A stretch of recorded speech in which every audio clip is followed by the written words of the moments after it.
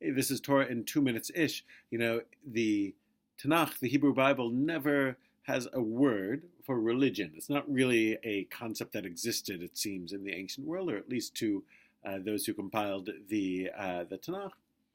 The closest we really get is what we encountered this week in the first stories of the Israelites enslaved in Egypt.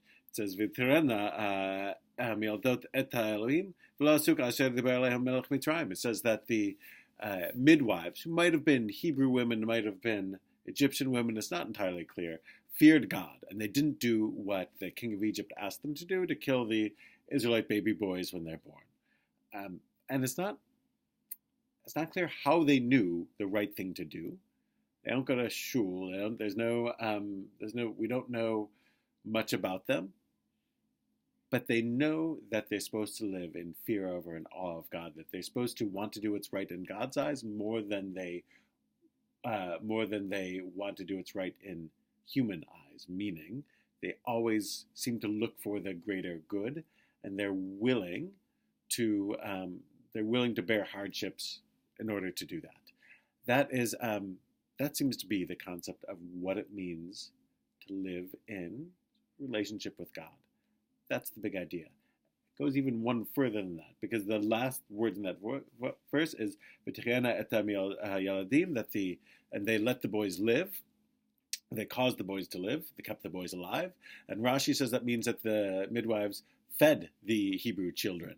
How do you know that? Because it doesn't say they didn't kill them. It says they kept them alive, meaning that there's a positive action, meaning that to do the right thing isn't mere avoidance of the wrong thing. That's a start. It's an actual engaging in positive actions. They not only don't kill the boys, but they keep them alive actively.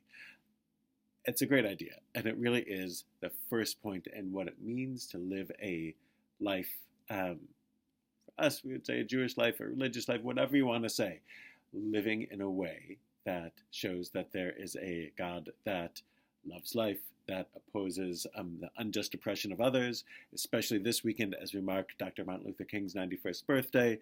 This is a message that we have to be continually reminded of in each generation.